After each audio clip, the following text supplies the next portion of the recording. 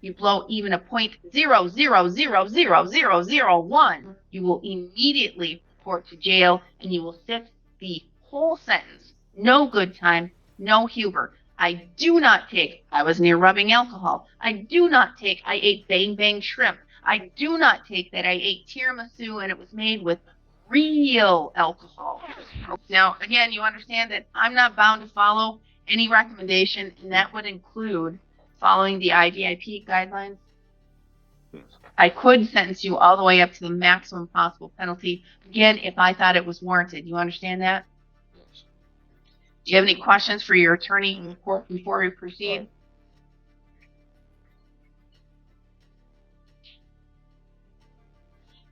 And there's all kinds of fun today. Okay. So, All right. So you understand I could sentence you to the maximum penalty? Any questions? just one. It's just a question. Right off the bat, the judge sets a zero-tolerance tone. Even a microscopic trace of alcohol, and it's straight to jail. No exceptions. This isn't just drama. It's how probation conditions really work. Judges make it crystal clear that excuses like "I just had shrimp cooked in wine" won't fly. You're either compliant or you're back behind bars. Simple as that. Well, so, Yes, it's usually not fiction. Yeah. yes, I just like explain like how your work works. And I'm pretty good at math. You want me to get a math professor in here to explain it? Because I'm not a mathematician. That's what he said. Said he's not a mathematician because he's not. Quite honest, we go to law school, so we don't have to do math. But we have to do math in our job. What's your question? You know, this is sure. That's what. I don't know what this is. Exactly. No, what is this, Mr. Key? I can just wait. The issue, and this brought up with Anderson and I, is he had a question about the grams per 100 milliliters, and That's that's a scientific question. You can call up the scientists or the lab analysts that do that. I'm not in charge of that. And the legislature makes up the laws. I'm in charge of following and enforcing the laws. So what's your question? You think that you were below the limit, above the limit, beyond the limit, how they came up with the limit? according to this, I was not. Yeah, and that's like a AI chatbot, then, right? Yeah. Maybe it's from. Yeah. Yes. An AI chatbot? What? Are we using artificial intelligence? It's just that I was measured in thousandths. The log was hundredths. I am so great to have a trial. I love having trials, especially when the lab analyst comes, and especially when then it completely opens up to the maximum penalties. That's great and fine with me. Is that what you wish to do, and have a lab analyst up here to explain all of the scientific reasoning behind the calculations and behind their testing? Just taking a chill. Okay, I think that's his way of saying he's not rushing press the point. All right. Okay. So, now, did you review the criminal complaint with your attorney? And it has all of those facts that says what happened that day from the officer's perspective and from your perspective, because you said, I only had 1 or 2 beers, which we know isn't fictional. No, I had 0. I had drinking the night before. So then you drank a lot more than 1 or 2 beers the night before. I had a six pack of 16 ounces. 16 ounce. And yet you blew a .221, allegedly in the criminal complaint. Yeah, and that's what I'm saying is 2 thousandths, not hundredths. Oh, Mr. Lamprecht. Mr. Lamprecht. It's... Oh boy, math enters the courtroom. The defendant's asking if math is fictional. I mean, somewhere, every math teacher just fainted. But jokes aside, this moment highlights something real. Confusion about BAC calculations is surprisingly common. Ever wonder how those numbers on a breathalyzer actually work? Let's break it down later, but trust me, this isn't the time to argue decimals with a judge. 0.08 in Wisconsin to be legally drunk, and for 1 or 2 beers or a 6-pack or whatever you said, the night before, unless you are a chronic alcoholic who drinks all the time, you won't wake up the next morning to blow a .221. It's impossible. Exactly. But you did. And we have lab, right, Mr. Renicky? Yeah, lab. What does lab say? Where they tested it with scientific stuff. I didn't mean to put you in a bad mood. 0.19. You did by starting by being late. Okay? You're not supposed to be late to court. Okay? You're supposed to be here early so you can meet with your attorney. Quite honestly, and it's taken you months and months and months and months and months and months and months and months and months to do the IDIP program. I gave you yet another chance. And now you're here debating science. Anytime you put a numeral behind the decimal, like one numeral behind the decimal is a 10. 2 numerals behind the decimal is 100. Yep. 3 numerals behind the decimal is 1,000. Yep, I know math. And 1,000 is 10 times less than 100. Well, let's cut that off, okay? You blew .22 with a PBT. 221. Or .221, okay? So let's say you will get off the 1, because that's what math does. You get to cut off certain things. So you were .22. We'll give you a benefit of the doubt. No more with that 1. Thousandths, gone. So you blew a .22. But lab came back and said, guess what? We ran his blood, which is more accurate. And it gave us a better truth of what happened. And it was 0.19. 0.19. It's 0.08 in Wisconsin to be legally intoxicated and operate. So you get it now? You understand now? I don't understand how 1,000. I cut it off. I agree with you. I'll give you the benefit. I cut that off. 0.22. 0.22. Yeah, there's 3 numerals. Yeah, Because if it was point, Mr. Renicky, I'd love to have a jury trial because it sounds like he doesn't understand the science and he wants to have a lab analyst here. Is that right, Mr. Keene? Is that what I'm hearing? He wants to have a jury trial because we can facilitate that next week. saying what math. I had a jury trial come up, not next week, the week after, and get a jury trial. Is that what you want? You want to fight that issue of this extra thousandth in the decimal point? It's not an extra 1,000. It's 1,000ths, not. Okay, it's 1,000ths. You want to go to trial over that and have the lab analyst explain it? Because I'm going to tell you, she is far smarter than I am when it comes to science and to explain it to you. Then maybe you'll be able to understand. You won't be able to ask questions. How about this? Can I just go to jail and I'll give you this copy? I don't need the copy. Okay, and then so give me the knowledge because I like math. Here's what you can do to gain knowledge. Call up a lab analyst, have them explain it to you. Because that's what happens in a jury trial, and I hear it. It goes on for hours. I'm not trying to piss you off. Just take me to jail. I'm fine with that. Have the money finally. Last minute. You've been very lenient with me and giving extensions. Fair. Okay. I'll go to jail. You know, I got a job. All right. So, are you admitting that you at least blew over a .08 or at least .08 at least blood alcohol content was in your blood? At the bare minimum. I agree that I blew a .221 and I agree that my blood alcohol was at .190. Okay. All right. I agree with those. And you agree that you operated or drove a motor vehicle in that state? I agree to that, yes. All right. Mr. Keene, may the court use the probable cause section of the criminal complaint to find a factual basis? Yes, sir.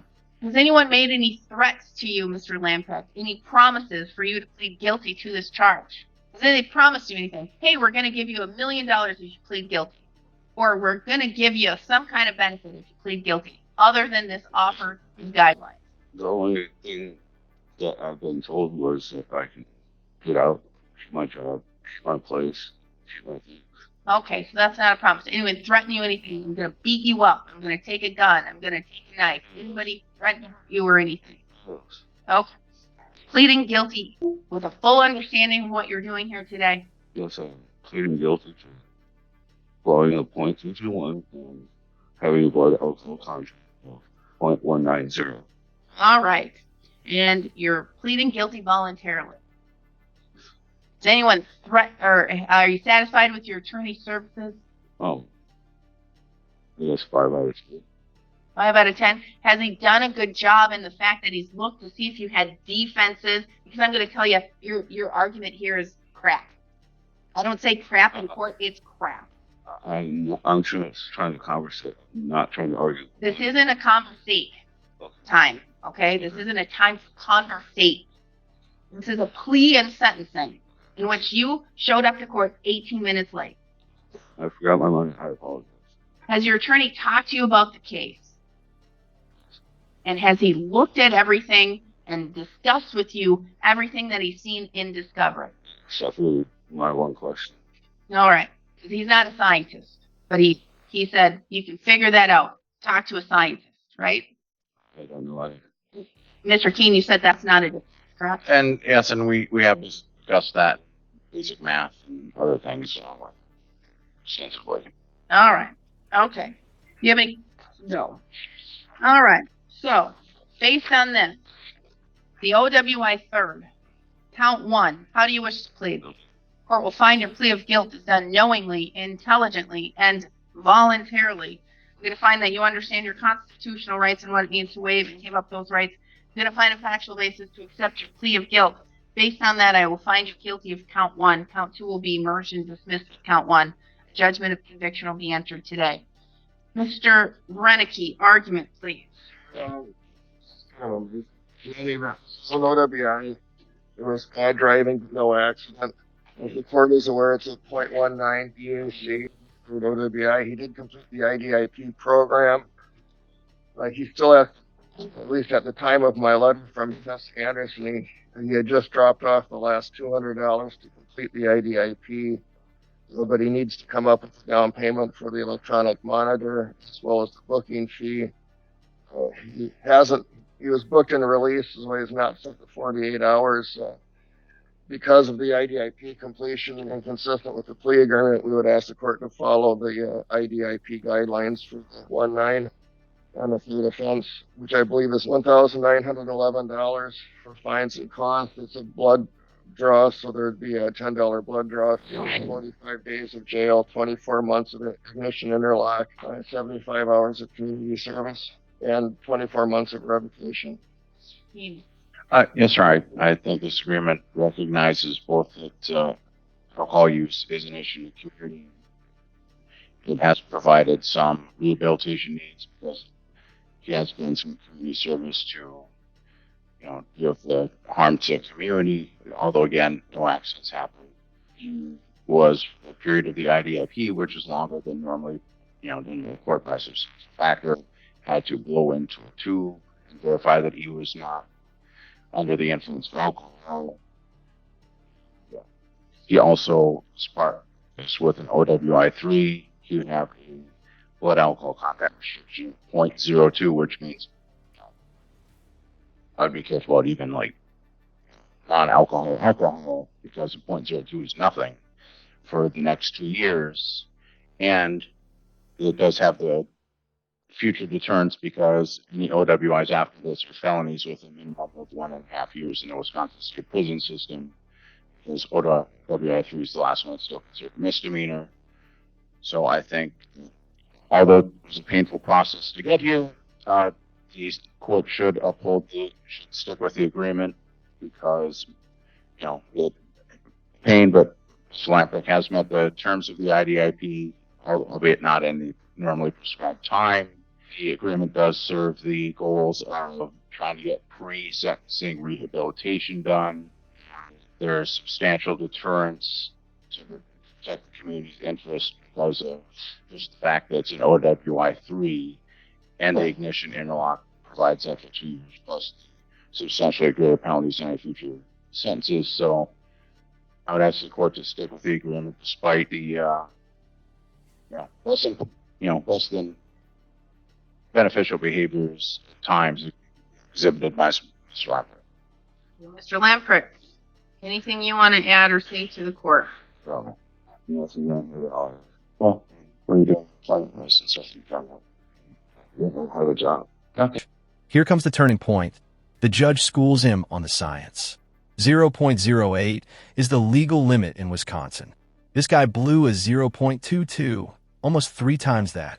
The judge even jokes about math, but makes a deadly serious point.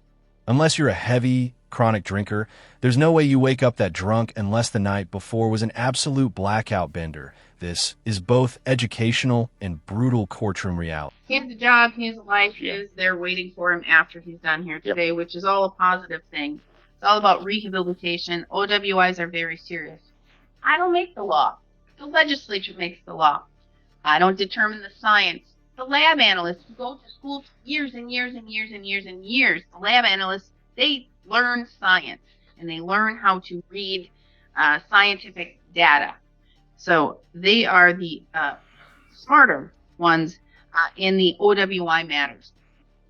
I know the law, I see the law, I read the law, I enforce the law, I ensure that that the community is protected in certain ways. OWI is, again, serious. You're putting yourself at risk. You're putting others at risk. The fact that you blew a .221 at blood alcohol content from blood at 0.19 is serious, especially given 190. Sorry for that. Don't interrupt me again. You interrupt me again, and I will hold you in contempt. I will hold you in contempt, and I will ensure that you have more jail time than was being sentenced here today. All right? I like you, your fellow judge. I'm not trying to piss you Then stop talking. I need to ensure that the public is going to be protected, and that means to ensure that you've learned a lesson, you're rehabilitating, you've done the IDIP program, it's a positive program. It's taking you more than most to do that program, but you've at least completed the program, which is positive. You're going to have the ability to get your license back or get an occupational prior to the end of your revocation. Your attorney is very correct. Next OWI will be a felony. The one after that is mandatory minimum prison sentences. So it's very important that you figured it out now and that you're not going to engage in this type of behavior before or again. What I will do is I will follow the IDIP guidelines. Despite all of the issues in this case, I'm going to follow the IDIP guidelines. I'm going to assess $1,911 in fines and fees with an additional $10 blood draw fee, 45 days in jail, 24 months of ignition interlock device to be placed on any vehicle you drive. Doesn't mean you need to own that vehicle. If you're going to borrow your mother's vehicle to go down the street to the gas station, it must have the IDIP in it or the interlock in it, or you may not drive the vehicle. 24 months of revocation of driver's license, OWI assessment and driver safety plan, 75 hours of community service. If you wish to convert the 75 hours to additional jail time, you can do so. Talk to Ms. Anderson. She will ensure that the court gets a letter, and you must pay every it's an additional 8 hours of community service for 1 day of jail time. So it's an additional $18 a day that you would need to pay if you wish to convert any community service to additional jail time. You must report immediately report to jail. And that means that you will have to go sit 48 consecutive hours before you are eligible to be released on monitor. I'm going to tell you, this is where I'm going to be very clear with you, Mr. Lamprecht. I take no excuse. If you are going to be released on monitor, you must prepay at least 30 days in advance. If you are even 1 day late on payment for a 30-day advance, you must sit in jail. You don't get additional time. This is where I'm very serious. You blow even a .0000001 with anything with alcohol, .00001, that's a violation to me. You will be immediately terminated off of the monitor. You will immediately report to jail, and you will sit the whole sentence. No good time, no Huber. I was near rubbing alcohol. I ate bang bang shrimp. I do not take that I ate tiramisu and it was made with real alcohol. Okay? I take no excuse. It is an immediate report, no good time, no Huber. You have 20 days to appeal. Should you fail to appeal within 20 days, you do lose that right. If you fail to pay your fines and fees, civil judgment will be entered against you. You will also need to, you could sit up to 6 months in jail for that. I watch to make sure that the money is paid. If it's not paid, it may result in an additional 6 months of incarceration. So ensure that you make your payments. When are you going to pay off the entire $1,921? I have enough for the monitoring and jail. $150 a month. You must start paying. I'll give you August 1st. I'll give you a little stay until August 1st. Then in August, you must make your first payment at $150 a month until that's paid off in full. Again, if you miss one payment, a warrant will be issued. You could sit up to 6 months in jail. It's very important that you make sure you pay. 20 days to appeal. Should you fail to appeal within 20 days, you do lose that right. Report to jail immediately. Your DNA is ordered. They will take that. You can request it be expunged through a written letter to the Department of Justice. Mr. Renicky, what am I missing? I think you covered it. Mr. Keene. You aren't not on that, but I did have a couple of items. One is, which didn't get filled out, if he has the opportunity while he's sitting to fill out the petition for half-price ignition interlock, if he qualifies, can you submit that to the court? You can. I'm not going to give him time to do it. He's going to report to jail. Right, I understood that. Understand. And then the other item is one I filed way back in October, and you, at the time, get proposed order you want to waive fines and fees? Well, it's to reduce the fees by the amount paid for the IDI, the alcohol assessment, and the driver safety plan to provide for the court. And the 10th Judicial District, I will admit it varies by court. Like Douglas County does it, and has. Want me to waive? What it would be is like he has that fine of $1,900 some bucks. What the statute allows is, if the court grants it, is to have the amount of fine reduced by Mr. Lapp providing receipts to the court for the assessment. I'm denying that. No, Okay. I don't do that. And so you can understand there's not much that can be waived. There's a lot of mandatory surcharges in there. And when you go through it, really, because I've had really poor people that have asked, can I just do community service with the ones that cannot be waived? There's not really that many that can be waived. Plus, this is a punishment. That's part of the punishment.